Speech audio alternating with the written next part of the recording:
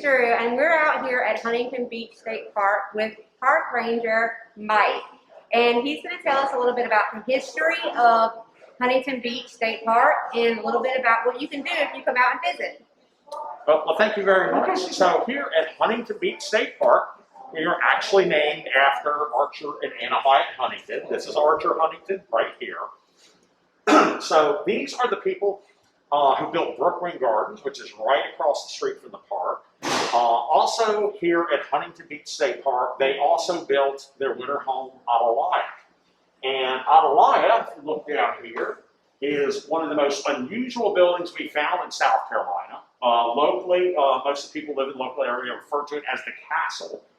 So basically, it's a giant rectangle of a building with a big courtyard in the middle and a watchtower rising up in the center courtyard. Atalaya is actually Spanish for watchtower. And so that was their winter home and is now a National Historic Landmark.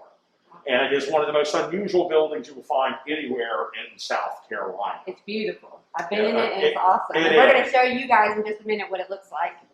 So just to give you a little background on the Huntington, so Archer Huntington was the son of Wallace P. Huntington, who was one of the builders of the Continental Railroad, which is the railroad that connected the East Coast and the West Coast together. So that was Archer's father, and Archer inherited that vast fortune from his father. Archer's wife, Anna Hyatt Huntington, was a world-famous sculptor. So she sculpted literally hundreds of pieces of artwork over the course of her life, and many of those are on display at Brookgreen Gardens, which they built. Now, another very interesting fact about the Huntingtons is they were very much into protecting wildlife. So during the 1930s, when they first purchased the land that's now the state park in Brookgreen Gardens, at that time period, it was very common for wealthy Northerners to come to the South and purchase remnants of former rice plantations. But in every other case, they did that to make their own private hunting preserves. The Huntingtons did not manage their land like that. They were very much concerned about the future of wildlife. They loved nature. They wanted to be inspired by nature and use that inspiration from nature to apply to their various artworks. Anna on her sculpting. Lesser known fact, Archer was actually a poet, so he too was seeking to be inspired by nature. So one of their very first projects here was they actually created 2 earthen impoundments to create managed bodies of water, managed wetlands that they were set aside as sanctuaries for migratory birds like ducks and various wading birds, some of which you can see on the panel right behind you.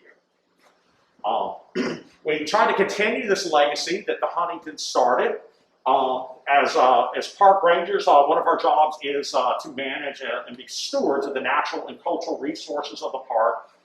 So we definitely try to follow the Huntington legacy by continuing to manage the land to protect and preserve wildlife for future generations. That's awesome. I know that when you're out here, if you come by the Nature Center, they have a lot of the wildlife here in the Nature Center that you would find in this area. Right, so the Nature Center is kind of designed to be an introduction for our visitors to what the park has to offer. So the Nature Center is open every day of the week from 10 a.m. until 5 p.m. And as you come into the Nature Center, the first exhibit is devoted to the Huntingtons and their legacy. And then as you continue into the Nature Center, much of the exhibit hall is set up with various exhibits that help explain the different ecosystems and habitats of the park. So as you first come in, this first section here is kind of devoted to the ocean and the beach. So we have exhibits dedicated to our loggerhead sea turtles. Loggerhead sea turtle nesting season just started this past week in South Carolina. We haven't had any nests here in the park yet, but we're hoping that'll change here shortly. So we have a model of what a sea turtle nest looks like hatching out. Some information about the life cycle of the sea turtles and how they go about making the nest. We've also tried to include in various exhibits in the Nature Center ways that people can help wildlife out. So how can you help sea turtles? By keeping your lights off the beach, making sure you're filling your holes and not leaving the beach an obstacle course for our nesting sea turtles, amongst other things. And pick up your trash. Yeah, pick up your litter, especially balloons, or other plastic debris is especially bad because Sea turtles love jellyfish, and balloons and plastic bags floating in the water look just like jellyfish, and so that is especially bad for them. We have another exhibit devoted to the seashells you would find. Probably the centerpiece of the Nature Center is our touch tank. So here in the touch tank, we have a variety of live sea creatures that you can touch, and these are, everything is harmless in here. We do ask you to wash your hands thoroughly before you put your hands in the water. We're definitely trying to keep hand sanitizer out of the tank. But we have sea stars. For example, this is a Forbes or common sea star. If you look closely, you'll be able to see its little wiggly tube feet. And you'll see it slowly starting to bend. And these are actually predators. They have suction cups in their tube feet, so they normally live on rocks. And they feed on things like oysters and mussels. They grab a hold of them with these little suction cups on the tips of the tube feet, pry them open, they then shove their stomach out through their mouth and digest those oysters and mussels inside of their own shell and outside of their body. And once it's done eating, it'll pull its stomach back in and go on its way. Wow. So that is just one of the interesting creatures in here. If I can reach over here, this is our horseshoe crab. Horseshoe crabs are very ancient animals. These were crawling around on the floor of the ocean before any of the dinosaurs. Its mouth is in the center there. It has to move its legs up and down to chew its food. This is the telson. That's a lever that they use to turn over. It's not a weapon. And these animals actually nest much like our sea turtles do. They crawl up onto the beach on a full moon or new moon night to lay their eggs in the moist sand. Those eggs will incubate in the sand until a couple weeks till the next full moon or new moon comes along and washes the newly hatched babies into the ocean. Those thousands of little green eggs they leave in the sand are critically important to migrating shorebirds. Some of the shorebirds have the longest migrations of any animals on Earth, and those eggs are a vital source of food for them. Some of those birds are migrating thousands of miles in a course of a week, and what makes that possible are those eggs of the horseshoe crabs. Wow. Speaking of those, let's walk over here towards our birding exhibit. Speaking of shorebirds, we actually have some shorebirds that are nesting right now. So this is the Wilson's plover. This is a threatened species in South Carolina. Actually just come from the beach, from our protected nesting area. We actually have a solar-powered electric fence we put up to give these birds protection from mammal predators. These birds are especially vulnerable. They lay their eggs right on the beach above the king tide line. The eggs are just sitting there right on the sand. They're super well camouflaged to blend in. So these animals are incredibly vulnerable to people and their pets. So if you are bringing your dog to the park, keep in mind the north end of the park is a dog-free zone. We do not allow dogs up there any time of the year to help give these birds a break. Many of these are threatened species. The Wilson's plover there is a threatened species in South Carolina. So what are the little ones when you go out onto the marsh walk? What are the little ones you see like all over the place? So those could be some of the sandpipers. Out on the beach, the ones you see playing tag with the waves are these. These are willets. That's a willet. These are sanderlings. So the sanderlings are going to be the smaller ones you see on the beach. The bigger ones are going to be the willets. Cool. We also have least terns that are nesting in the park now. They too are a threatened species. Unlike the plovers that nest solitarily, just each pair has their own nest. And if a predator gets too close to the nest, one of the parents will imitate a broken wing and try to lead the predator away from the eggs. Oh. The least terns nest in big colonies, and they work together to help protect the nests and the chicks. And even though they're very small birds, they will literally dive bomb you to try to keep you away from their eggs. Wow. That's awesome. We also have oyster catchers that nest here as well. And just like the name implies, they feed on oysters using their flattened red bill literally as an oyster knife to open those bivalves. Wow. Another calling card here in the park are alligators. We have several wetlands in the park. So we do have baby alligators and adult alligators that live here. That's one of the calling cards of the park. And those are easily seen off the causeway that you enter the park on or off the straight road, which is the driveway for Ottawa. And about how big do they get when they're fully grown? These Okay, species so of alligators? these are captive bred alligators. They do not belong to us. They belong to Alligator Adventure. Okay. Anytime you see baby alligators on exhibit, they're captive bred. For the same reason it's illegal to feed alligators in the wild. Right. Every time you feed a wild alligator, they do not comprehend that you're giving them a gift of food. They think they're eating part of your body.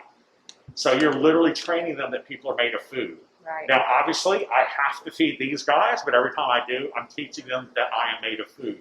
Right. That's cute when they're little. When they're 8 foot long, not so cute. Okay. So So that's they how are- they yeah. get 8 feet long. Well, they can get better, 10, 11, 12 feet long. Wow. 8 would probably be more closer average. But these, like I said, these are captive bred. So these will actually be returned. They were hatched in captivity and they will remain in captivity. Awesome. And so this whole exhibit here is kind of devoted to the freshwater marshes in the park and some of the different types of wildlife you might see there. Alligator, we have a lot devoted to alligators. Alligators are important keystones, an important keystone species, which means that their actions impact a great number of different species. One, they serve as bodyguards for breeding birds like egrets and herons that are colonial wading birds. Those birds actively look for alligators living in the water underneath the tree limbs where they're building their nests because of the home security system.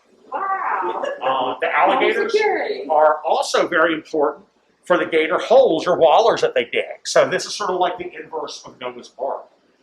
These holes will hold water in a drought. And while the alligator digs them, so it has a place to cool down and maintain its body temperature, it has a huge impact on the other animals that live there. In a drought, each one of these wallers is going to hold some snails and some tadpoles and some dragonfly larvae and some fish eggs, so that when the rains come again and the wetland fills back up with water, the whole ecosystem can get back up and running again very quickly. I have a question about the alligators. Sure. When we were walking out towards the marsh, we noticed that there was a separation in grass. Is that maybe from an alligator? Yeah, so off the straight road or the driveway of Atalaya, there are many gator crossings. They cross that road very often. They also cross the causeway very often, usually using the crosswalks. And this has been viral on social media many, many times. It just went viral like a couple of days ago. Yeah. So, I saw it was a really big one. Right. That was videotaped the other day. Right. I saw And that it. happens like almost every day. If it's Yeah. warm. So the alligators know what's going on. The alligators know the easiest way to cross the road, and that's where there's no railing, and that's at the crosswalk. So they know where the crosswalks are, and they use them. What they're doing is many of them will go over to the salt marsh to get food. At low tide, the rice trunks that we use to maintain water salinity and water levels, there's big wooden gates. There's a big tide pool on the salt marsh side that traps hundreds of little fish at low tide. And several of our alligators have figured out how to feed almost like baleen whales sifting krill. They'll run through with their mouth open wide and lift their jaw, letting the water run through their teeth. Every time they do that, they get a few hundred little finger-sized fish, which adds up. Adds up if they keep doing it. And That's cool. I said the last habitat we'll talk about is the salt marsh, which is what you see right behind the nature center. And these are tidal ecosystems, so the water level is constantly changing with the rise and fall of the tide. Out there you'll find billions of oysters that live in the area in between the tides. These are living filters. Besides being delicious seafood, they actively filter the bacteria out of the water, so they help maintain good water quality. They have very sharp edges, so they also serve as safety and habitat for a couple of hundred different species of marine life, including a lot of juvenile game fish.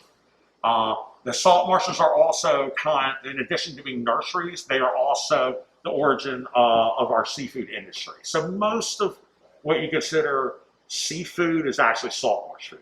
So the salt marsh where the oysters, clams come from, blue crabs, shrimp, flounder, many other types of fish that you like to eat. All of those things. So the little crabs that are running around by the oysters? So those are different crabs. So the little crabs you see running around are the fiddler crabs. And they're in the salt marsh by the millions.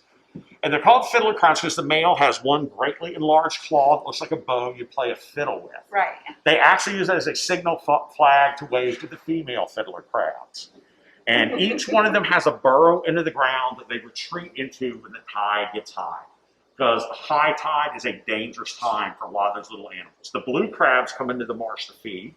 Blue crabs are a delicious type of seafood, but they're a voracious predator too. Yes. So the blue crabs will hide in their, the fiddle crabs will hide in their burrows. The periwinkle snails will crawl up the stalks of grass, trying to stay above the level of the rising tide to avoid the blue crab.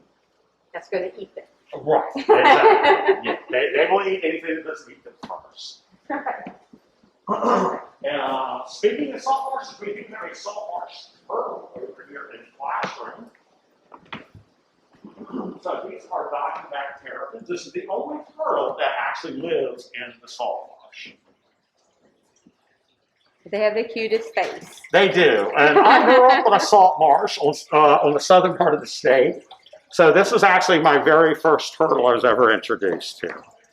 And so this is a diamondback terrapin. Terrapin just comes from an Algonquin Indian word meaning turtle. And you can definitely tell it's a water turtle. Look how wide those feet are. Yeah, he's so cute. And they eat those periwinkle snails that we were talking about earlier. Okay. And grass shrimp and fiddler crabs Wow. as well.